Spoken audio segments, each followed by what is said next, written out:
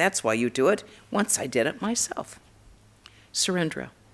On returning from the office, as I put away my coat and trousers, I say to the Divine Mother, "Oh, Mother, how tightly you have bound me in this world."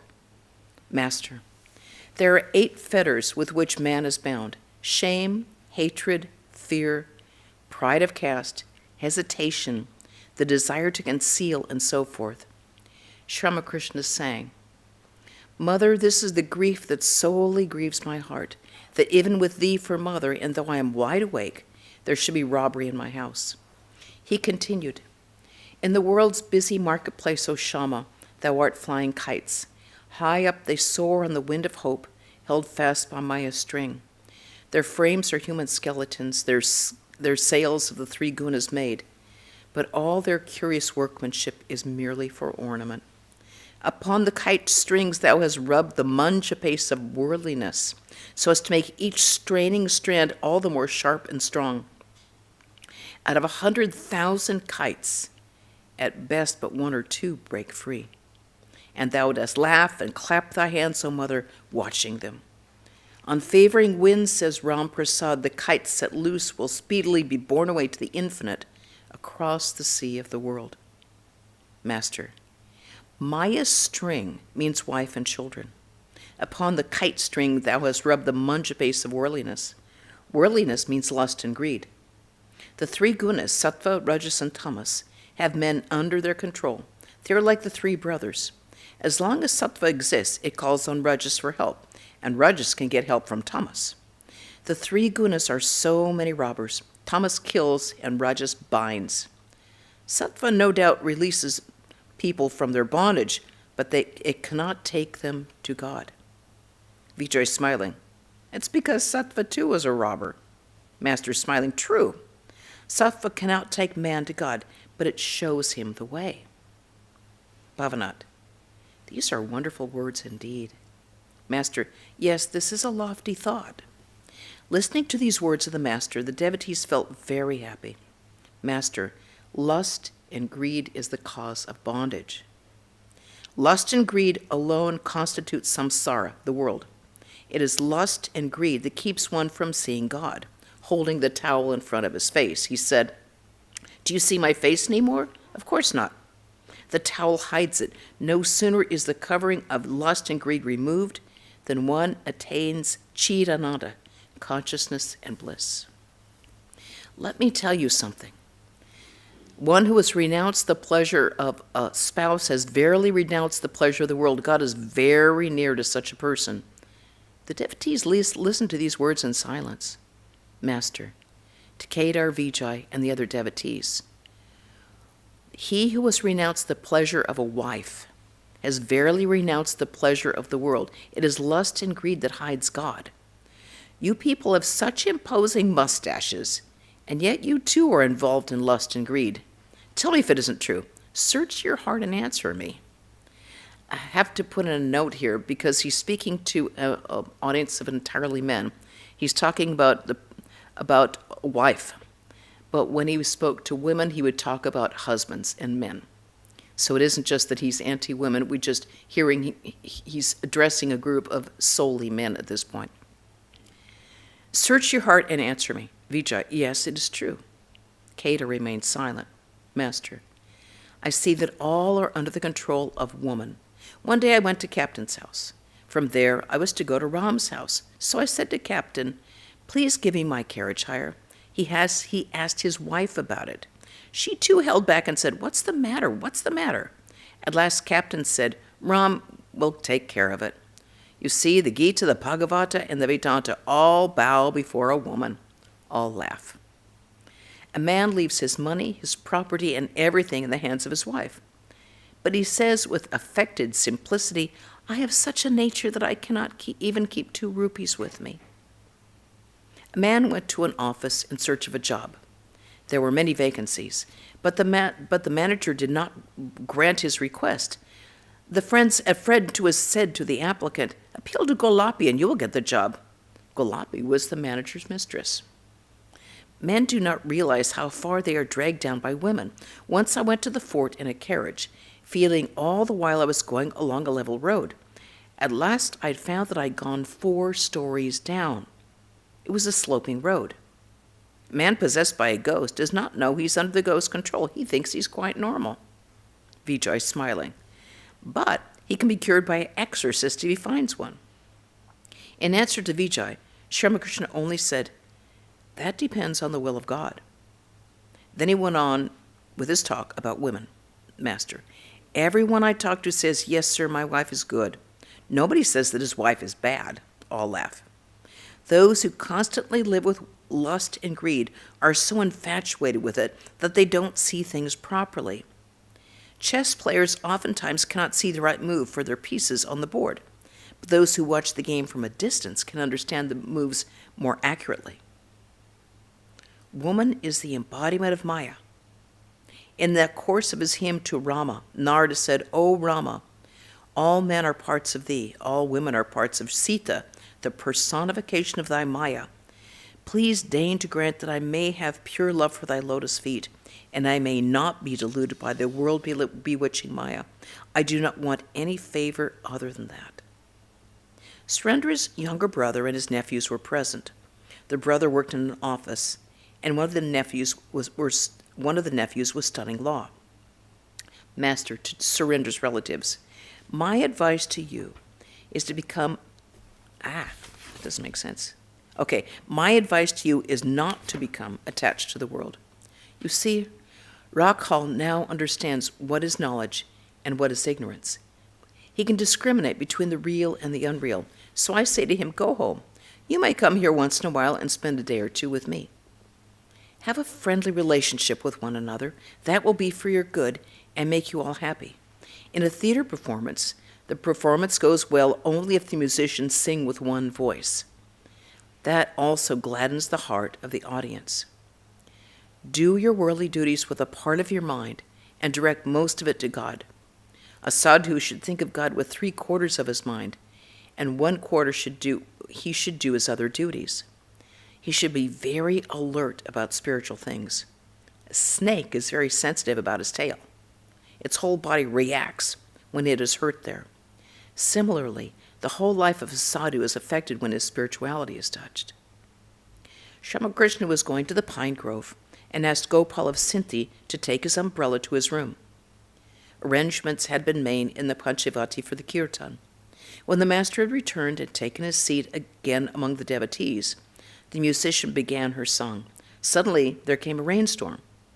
The master went back to his room with the devotees, the musician accompanying them to continue her songs there. Master to Gopal, have you brought the umbrella? Gopal, no, sir, I forgot about it while listening to the music. The umbrella had been left in the Panchavati, and Gopal hurried to fetch it. Master, I'm generally careless, but not to that extent. Rakhal is also very careless. Referring to the date of an invitation, he says the 11th instead of the 13th, and Gopal, he belongs in a herd of cows. That is a pun on the word Gopal, because Gopal also means a herd of cows. The musician sang a song about the monastic life of Chaitanya. Now and then she improvised the lines, "He will not look upon a woman, for that is against a sannyasi's duty. Eager to take away men's sorrows, he will not look upon a woman. For the Lord's birth of Sri Chaitanya otherwise would be in vain." The master stood up as he heard about Chaitanya's renunciation, and he went into samadhi. The devotees put garlands of flowers around his neck. Bhavanat and Rakhal supported his body lest he should fall on the ground. Vijay, Kedar, Ram, M, Latu, and other devotees stood around him in a circle, recalling one of the scenes from Chaitanya's kirtan. The master gradually came down to the sense plane. He was talking to Krishna now and then and uttering the word Krishna. He could not say it very distinctly because of the intensity of his spiritual emotion. He said, "Krishna, Krishna, Krishna, Krishna Sachidananda. Nowadays I do not see your form.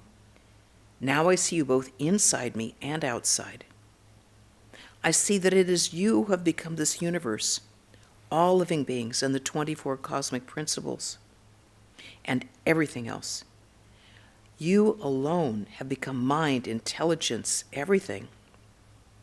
It is said in the hymn to the salutation to the Guru, I bow down to the Guru, by whose grace I have realized him who pervades the indivisible universe of the animate and the inanimate. You alone are the indivisible. Again, it is you who pervades this universe.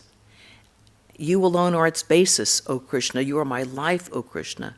You are my mind, O Krishna. You are my intelligence, O Krishna. You are my soul, O Govinda. You are my life breath. You are my life itself. Vijay was also in an ecstatic mood. The master asked him, My dear sir, have you too become unconscious? No, sir, said Vijay humbly. As the music went on, the musician was singing about the binding love of God. As she improvised the lines, O beloved of my soul, within the chamber of my heart, I would have kept you day and night. The master again went into samadhi. His injured arm rested on Bhavanat's shoulder. Ramakrishna partly regained outer consciousness. The musician improvised, Why should one who for thy sake has given up everything endure so much suffering? The master bowed to the musician and sat down to listen to the music. Now and then he became abstracted. When the musician stopped singing, Ramakrishna began to talk to the devotees. Master, to Vijay and the others. What is prema? He who feels it, this intense and ecstatic love for God, not only forgets the world, but forgets even the body, which is so dear to all. Chaitanya experienced it. The master explained this to the devotees by singing a song describing the ecstatic state of prema. Oh, when will dawn the blessed day, when tears of joy will flow from my eyes as I repeat Lord Hari's name? The master began to dance, and the devotees joined him. He caught M by the arm and dragged him into the circle. Thus dancing, Sri Ramakrishna again went into samadhi. Standing transfixed, he looked like a picture on canvas. Kedar repeated the following hymn to bring his mind down from the plane of samadhi. We worship Brahman consciousness in the lotus of the heart, the undifferentiated, who is adored by Hari, Hara, and Brahma, who is attained by the yogis in the depths of their meditation, the scatterer of fear of birth and death, the essence of knowledge and truth, the primal seed of the world. Ramakrishna gradually came down to the plane of normal consciousness. He took his seat and chanted the names of God. Om Satchidananda, Govinda, Govinda, Govinda, Yogamaya, Bhagavata, Bhakta, Bhagavan. And hold on.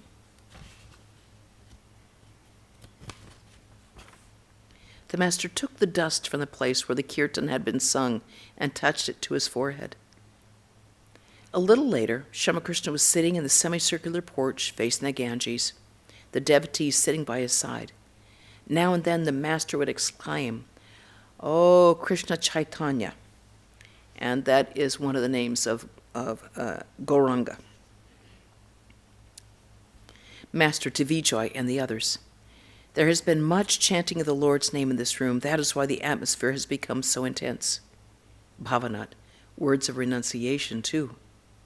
The master said, Ah, how thrilling. Then he sang about Gauranga and Nityananda. Gaura bestows the nectar of prema, jar after jar he pours it out, and still there is no end. Sweetest Nitai is summoning all. Beloved Gaura bids them come. Shanti pours almost drowned, and Nadia is flooded with prema. Shanti, Pur, and Nadia are places associated with Chaitanya. Master to Vijay and the others. The musicians sang rightly. A sannyasi must not look at a woman. This is a sannyasi's dharma.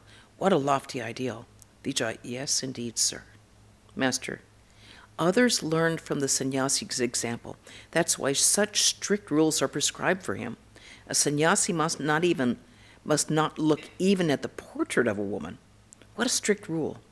The slaughtering of a black goat is prescribed for the worship of the Divine Mother, but a goat with even a slight wound cannot be offered. A sannyasi must not only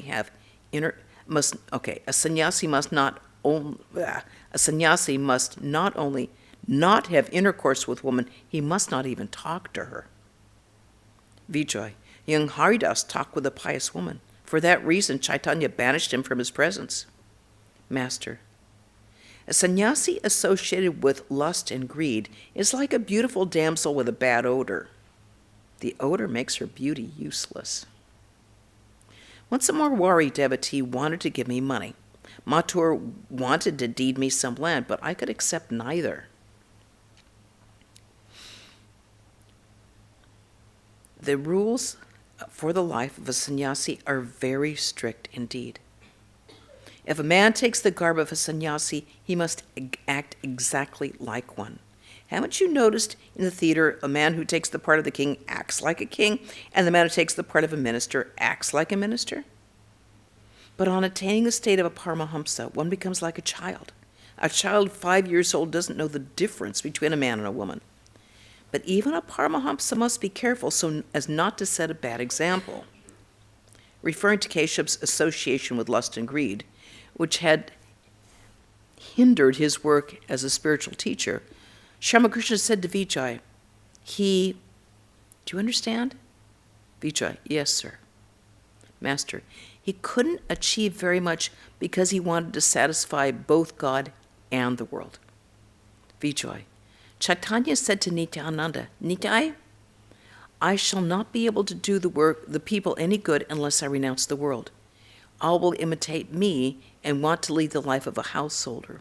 No one will try to direct his whole mind to the lotus feet of God, renouncing lust and greed. Master, yes. Chaitanya Deva renounced the world to set an example to mankind.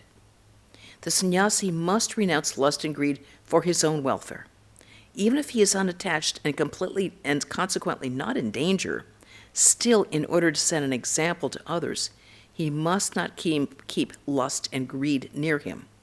The sannyasi, person of renunciation, is a world teacher. It is his example that awakens the spiritual consciousness of people. It was nearly dusk. The devotees saluted the master and took their leave.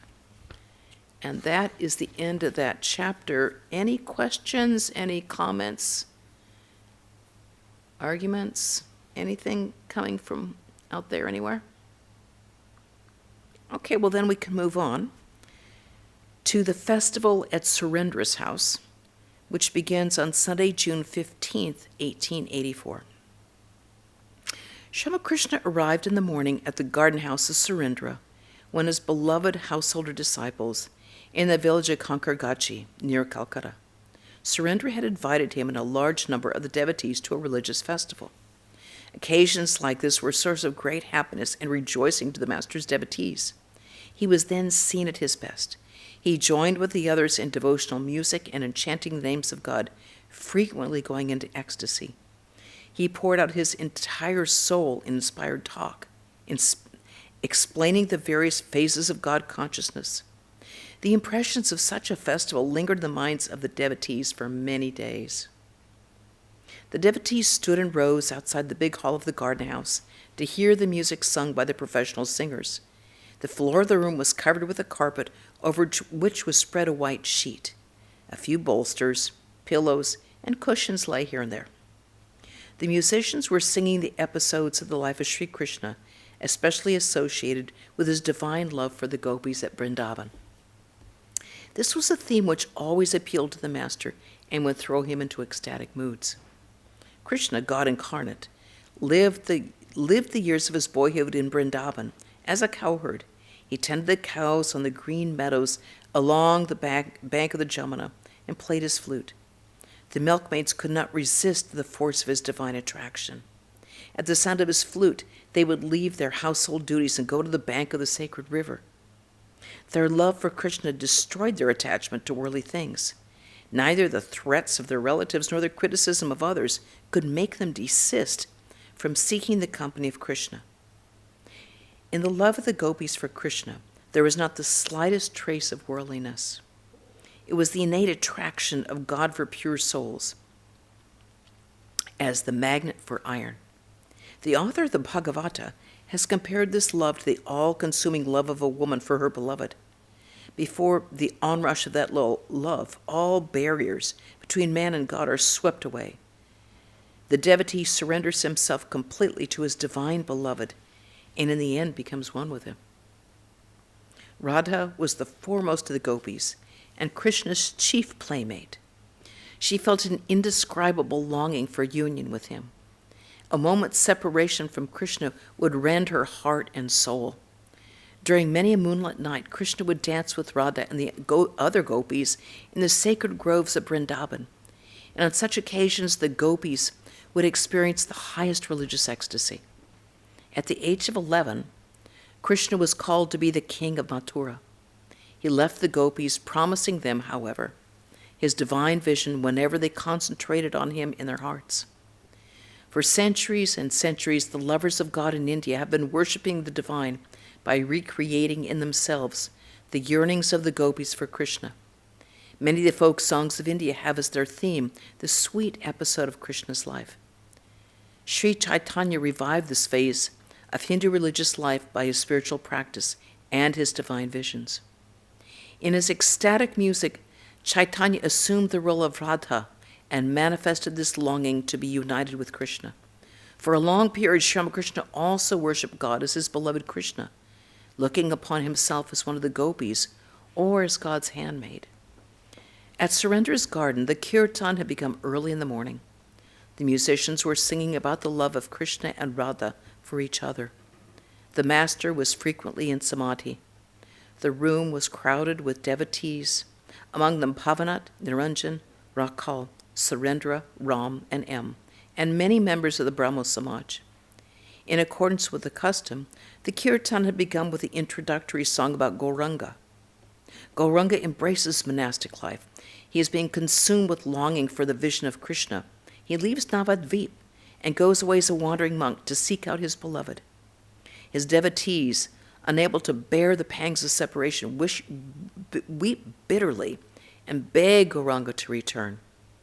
The musicians sang, "O Gaur, come back to Nadia." Next, the musicians sang about the anguish of Radha at her separation from Krishna. When Sri Ramakrishna heard the song, he suddenly stood up. Assuming the mood of Radha, he sang in a voice laden with sorrow, improvising the words, "O friend, either bring my beloved Krishna here or take me to him." Thus singing, he completely lost himself in Radha and could not continue the song. He became speechless, his body motionless, his eyes half closed, his mind totally unconscious of the outer world. He was in deep samadhi. After a long time, he regained normal consciousness, and in the same heartrending voice, he said, "O friend, take me to my beloved Krishna and make me your bondslave. I shall be your handmaid forever. O friend, it was you who taught me how to love Krishna. O Krishna, O beloved of my soul." The professional musicians continued their song. They took the part of Radha and sang as if she were talking to her friend, "O friend, I shall not go again to the Jamuna to draw water. Once I beheld my beloved friend under the Kadamba tree. Whenever I pass it, I am overwhelmed." The master again became abstracted. Heaving a deep sigh, he said, "Ah me, ah me." The song went on. Radha says, "Even the desire for Krishna's presence has cooled and refreshed my feverish body." Now and then the musicians improvised lines to the music, continuing in the attitude of Radha. "Oh, friends, you can wait. Show me Krishna, show me my beloved. And again, do not bother about my ornaments. I have lost my most precious ornament. And again, alas, I have fallen on evil days. My happy days are over. And finally, this unhappy time lingers so long." Sri Ramakrishna improvised a line himself. "Are not better times yet in sight for me?" The musicians then improvised, "Such a long time has passed. Are not better times in sight for me?" The musicians sang Radha's words to a friend. "O friend, I am dying. Surely I die. The anguish of being kept apart from Krishna is more than I can bear. Alas, to whom shall I leave my priceless treasure? When I am dead, I beg you, do not burn my body." Do not cast it into the river. See that it is not given to the flames. Do not cast it into water. In this body I played with Krishna. Bind my lifeless form, I beg you, to the black tamala branches. Tie it to the tamala tree. Touching tamala, it touches black. Krishna is black, and black is tamala. Black is the color that I love. From earliest childhood, I've loved it. To the black Krishna, my body belongs. Let it not lie apart from black. Radha reaches her last extremity. She faints away. Radha has fallen to the ground. She lies there, lost to outward sense, repeating her precious Krishna's name, and straightway closes both her eyes. Ah, has the drama reached its end? What ails you, O delight of Krishna? Only a moment ago you spoke. Her friends anointing Radha's form with cool and soothing sandal paste, attempting to bring her back to earth. Some of them weep in bitter grief. They cannot bear to see her die. Some sprinkle water in her face. Perhaps she will revive again, but oh, can water give back life to one who dies of Krishna's love? Radha's friends chant Sri Krishna's sweet name in her ears. This brings her back to partial consciousness. She looks at the black tamala and thinks that Krishna stands before her. Krishna's name restores her life. Once more her two eyes gaze around, but Krishna's face she cannot see.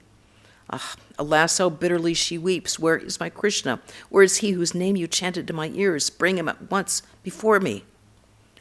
Seeing the black tamala tree, she stares at it and cries aloud, there is his crest, I see it clearly. There is my Krishna's lovely crest.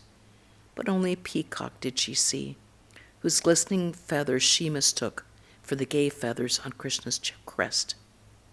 Krishna had gone to Mathura to assume his royal duties. He had discarded his cowherd's dress and flute and put on his royal regalia. Radha's friends, after a hurried consultation, sent a gopi to Mathura as messenger. She meets a woman of that city her own age and asks her where she comes from. Radha's friend says, I don't have to call Krishna. He himself will come to me. But nonetheless, she follows the woman of Mathura and goes to Krishna's palace. In the street, she weeps, overcome with grief, and prays to Krishna, O Hari, where are you? O life of the gopis, O enchanter of our hearts, O beloved of Radha, O Hari, remove your gopi shame. Come to us once more. With great pride, I said to the people of Mathura that you yourself would come to me. Please do not humiliate me. In scorn, says the one in Mathura, oh, you are only a simple milkmaid. How can you go see our king, our Krishna, in your beggar's rags? Behind 7 doors stands his chamber. You cannot enter. How will you go? I die of shame to see your boldness. Tell me, how will you manage to enter? Says the gopi, Krishna, beloved, soul of the gopis, oh, where are you? Come to see me here and save my life. Where are you, adorable soul of the gopis? Come to me, Lord of Mathura, and save me the life of your sorrowing handmaid. Where are you, beloved of Radha, Lord of our hearts and friend of our soul? O Hari, destroyer of our shame, O priceless treasure of the gopis, come to your handmaid and save her honor. Thus the messenger weeps and cries out for Krishna. When the musicians sang, Where are you, adorable soul of the gopis, the master went into samadhi. As the music neared its end, the musicians sang louder. Sri Ramakrishna was on his feet again in deep samadhi. Regaining partial consciousness, he said in a half-articulate voice, Kitna, Kitna. He was too overwhelmed to utter Krishna's name distinctly. The kirtan was coming to a close. At the reunion of Radha and Krishna, the master sang with the musician, composing the lines himself. Behold, there Radha stands by Krishna.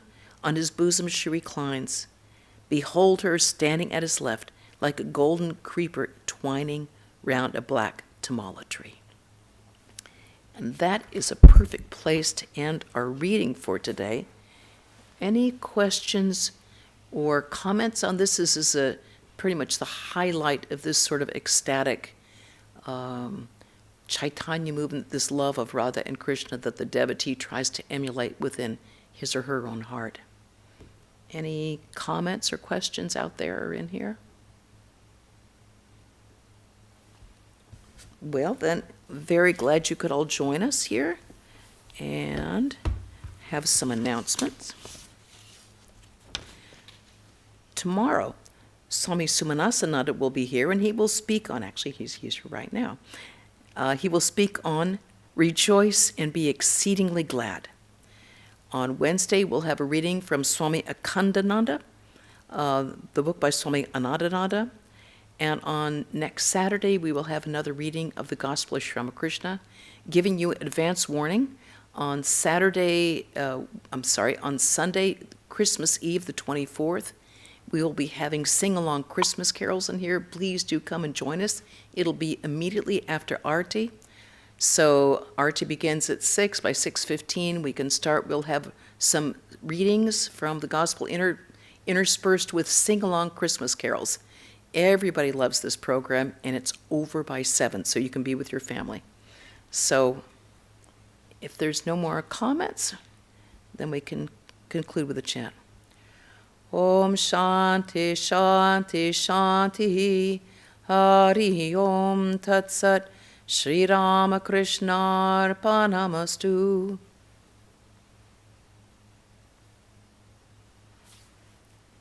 Glad to see you all out there and out here. Jai Ma.